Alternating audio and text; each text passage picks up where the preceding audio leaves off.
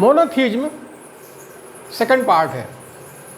एक देववाद या एकेश्वरवाद दूसरा हिस्सा है। The Christian doctrine hinges on Jesus Christ as the Son of God,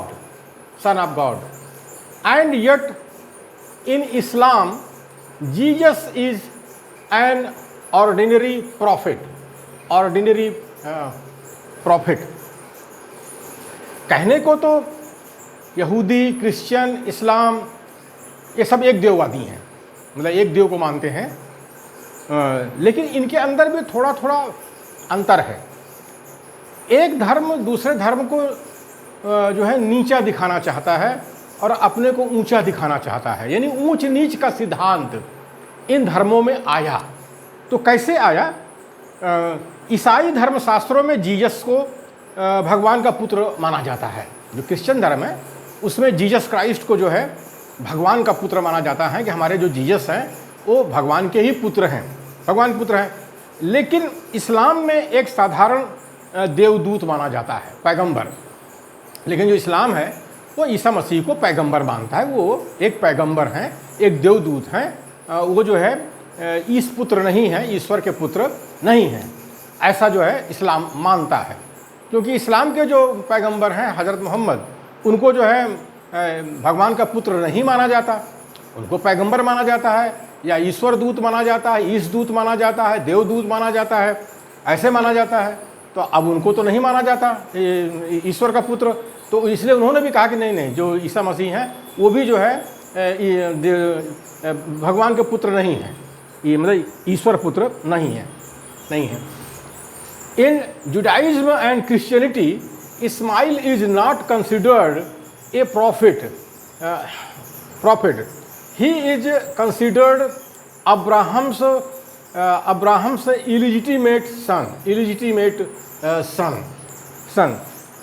यहूदी और ईसाई धर्म में हजरत इस्माइल को देवदूत नहीं माना जाता, हजरत इस्माइल को देवदूत नहीं माना जाता। वे उनको अब्राहम का नाजायज पुत्र मानते हैं, वे उनको अब्राहम का नाजायज पुत्र मानते हैं।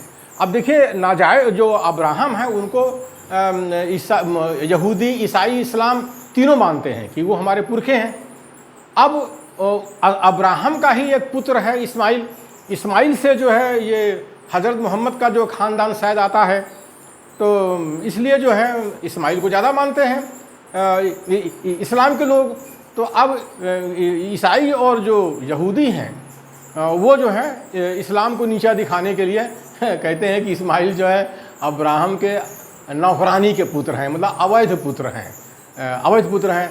अब यही है ऊंच नीच। अब देखिए, जैसे ये मरियम है, तो मरियम की भी तो शादी नहीं हुई थी, तभी ईसा मसीह हो गए थे। ये बात अलग है कि मरियम की शादी बाद में जोसेफ से हुई। तो इस तरह से जो है यहूदी लोग जो हैं ईसाई धर्म को जो है नीचा दिखाते हैं, और यहूदी और ईसाई मिलकर के इस्लाम को नीचा दिखाते हैं। तो इस्लाम वाले भी कहते हैं कि जो ईसा मसीह हैं वो भगवान के पुत्र नहीं है। तो अब कहने को तीनों धर्म एक देववादी हैं, एक ईश्वरवादी हैं, लेकिन आपस में ऊंच नीच किस तरह का है? सही देखा जाए तो ये ऊंच नीच की संकल्पना जो है ये शैतानी संकल्पना है, और इन तीनों धर्मों में शैतान की संकल्पना है और शैतान ऐसे ही बदमाशी करता है, ऊंच नीच करता रहता है। और हमारे भारत देश में भी ऊंच नीच चल रहा है, ये वहीं से आया है। Monotheism is a higher form of religion and therefore must be a later development. एक देववाद उच्च स्तर का धर्म है, एक देववाद जो है उच्च स्तर का धर्म है, हायर लेवल का धर्म है। इसीलिए ऐसा माना जाता है कि यह धर्म बाद में विकसित हुआ, कालांतर में विकसित हुआ। यानी सबसे पहले जो है प्रकृति पूजा शुरू हुई, प्राकृतिक शक्तियों से लोग डरते थे जब मानव सभ्यता शुरू हुई, और फिर धीरे धीरे वहीं प्राकृतिक शक्तियों को देव का रूप दे दिया, तो वहाँ से बहुदेववाद निकला। फिर बहुदेववाद से आगे चल करके एक देववाद का जन्म हुआ। तो चूंकि एक देववाद जो है उच्च स्तर का धर्म है, तो इसलिए माना गया कि धर्मों का विकास धीरे धीरे हुआ है, इसीलिए एक देववाद का जो विकास है वो बाद में हुआ, कालांतर में हुआ। ऐसा जो है देखने भी आता है। और इसका जो धर्म दर्शन है, फिलॉसफी ऑफ रिलीजन, उसमें बहुत अच्छी तरह से ये बात पढ़ाई जाती है कि धर्मों का उदय कैसे हुआ, उनका विकास कैसे हुआ, ये सारी चीज़ें पढ़ाई जाती हैं, बहुत विस्तार से पढ़ाई जाती हैं विश्वविद्यालय में। ये दर्शन शास्त्र का एक पेपर भी है पीजी लेवल पर, इसको पढ़ा जा सकता है। Monotheism runs into difficulties in trying to answer the question concerning the origin of evil in a universe under the government of one God. एक देववाद को इस प्रश्न का उत्तर देने में बहुत कठिनाई होती है। एक देववादी जो हैं, ये एकेश्वरवादी हैं, उनको इस प्रश्न का उत्तर देने में बहुत कठिनाई होती है कि जब पूरी सृष्टि में पूरी दुनिया में एक ही देव है, एक ही भगवान है, तो बदमाशी करने वाला देव कहाँ से आ गया?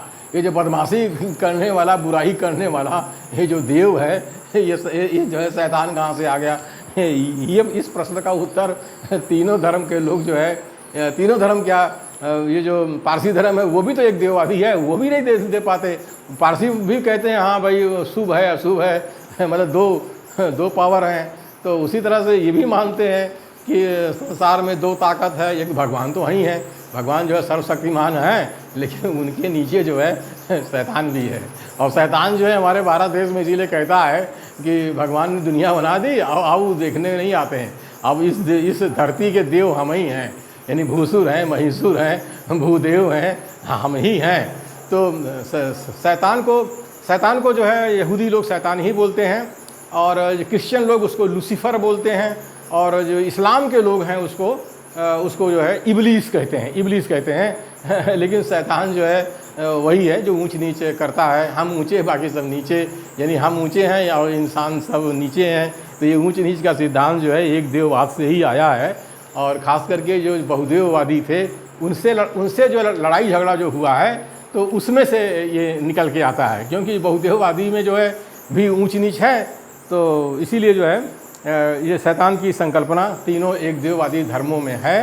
और हमारे भारत देश में शैतान बहुत ज़्यादा है, क्योंकि भारत का जो जितनी जातियां हैं सब ऊंच नीच करती रहती हैं। एक जाति कहती मैं ऊंची, बाकी जाति जो है सब मुझसे नीची। तो ये ऊंच नीच का सिद्धांत शैतानों का सिद्धांत है, हमारे भारत देश में सबसे ज़्यादा चला आ रहा है। हम मूल निवासी बहुजन जो है ऊंच नीच से बहुत प्रताड़ित है, इस शैतानी संकल्पना से प्रताड़ित हैं। और जो वर्ण व्यवस्था है ये भी ऊंच नीच की जो व्यवस्था है, तो जाहिर है कि ये शैतानी व्यवस्था है। तो हम लोगों को जो है इसीलिए एक देववाद बहुदेववाद को बहुत विस्तार से पढ़ना चाहिए, बहुत अच्छी तरह से पढ़ना चाहिए। और भगवान कैसे है, भगवान सारी दुनिया का अगर मालिक है तो ये शैतान कहाँ से बीच में पैदा हो गया, इन सब बातों को हम भारत के मूल निवासियों को बहुत ज़्यादा ऐसे पढ़ना चाहिए और शैतान के चक्कर में नहीं पड़ना चाहिए। शैतान की संकल्पना समझना चाहिए और हम सारे इंसान एक हैं, हम सब बराबर हैं। संविधान जो है हमारा भारत का है वो समता, स्वतंत्रता, बंधुत्व और न्याय की बात करता है। तो हमें अपने संविधान के अनुसार अपनी सामाजिक व्यवस्था को प्रस्थापित करना चाहिए।